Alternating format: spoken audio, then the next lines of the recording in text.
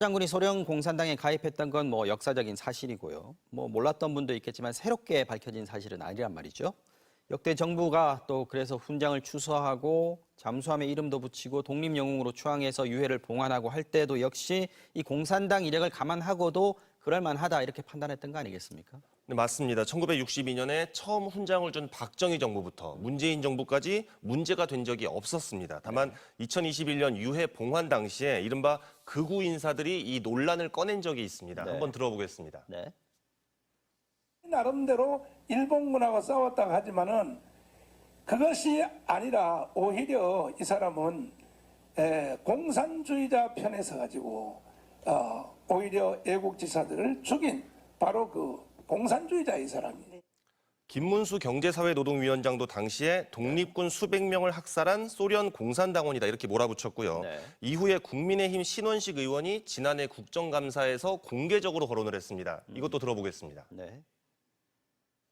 봉오동 전투에서 공을 세웠다고 하나 그 뒤에는 자유시 거기에서 거의 1,500명 되는 우리 독립군의 씨가 마르는데 주역이었습니다. 이 직후인 11월에 육군사관학교가 흉상 이전 방침을 세웠습니다. 자, 그렇다면 결국 일부 극우의 주장이 정부의 지금 의사결정에까지 반영이 됐다 이렇게도 볼 수 있을 것 같은데, 그런데 조금 전에 나왔던 그 독립군 학살 얘기요. 이게 아마 그 자유시 참변으로 불리는 사건인 것 같은데 홍범도 장군이 여기에 연관된 게 맞습니까? 결론부터 말씀드리면 홍범도 장군의 개입은 확인된 적이 없다. 이게 학계의 공통적인 평가입니다. 네.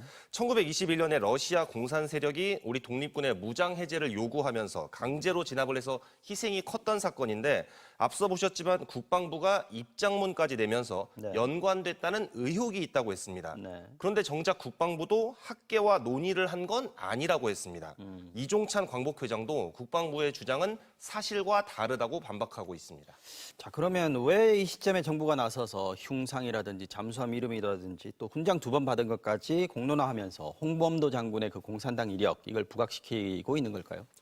앞서 전해드렸지만 윤석열 대통령의 발언에 그 배경이 고스란히 담겨 있습니다. 네. 안보에 이어서 역사에서도 자유민주 대 공산주의 이 대결을 부각시키고 이념을 잣대로 해서 지지층을 결집시키겠다 이런 의도가 담긴 것으로 보입니다. 홍범도를 대표로 해서 독립군을 국군의 뿌리로 세웠던 문재인 정부의 역사, 안보관을 네. 반국가적이다, 타도의 대상이다 이렇게 보고 있는 거고요. 공론화하고 있지는 않습니다만 넓게 보면 이명박 정부의 건국절, 네. 박근혜 정부의 역사 국정교과서의 이른바 뉴라이트 사관과도 맥이 닿아 있습니다. 다만 당장 보수 여권 안에서도 부적절하다, 과하다 이런 비판이 지금 나오고 있고 네. 시대 상황을 고려하지 않은 이념 그 자체로만 보면 남조선 노동당 활동으로 사형 선고까지 받았던 박정희 전 대통령은 그럼 뭐가 되냐 이런 지적도 있습니다. 네.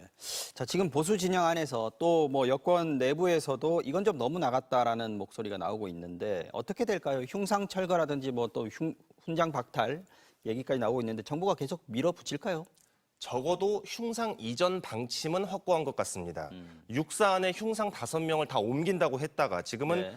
홍범도 장군만 드러내는 것으로 방향을 잡은 것으로 보이고요. 약간 좀 차이를 두고 있죠. 김자전 장군이라든지 하고는요. 그렇죠. 국방부도 유독 입장문을 통해서 거듭해서 홍범도 장군의 이력만 계속 문제를 삼고 있습니다. 네. 이른바 이중서훈이라는 이 문제도 보훈부가 조만간 공적심사위원회를 열 계획입니다. 네. 정부 방침에 반대하고 있는 광복회장이 공적심사위원회에서 제외됐고 정부의 의도대로 의결 조건도 지금 완화해 놓은 상황이거든요. 그렇군요. 국민 여론보다는 이념에 대한 신념, 이 방향으로 가겠다는 행보로 해석됩니다. 네, 엄진 기자 잘 들었습니다. 까불고 있어.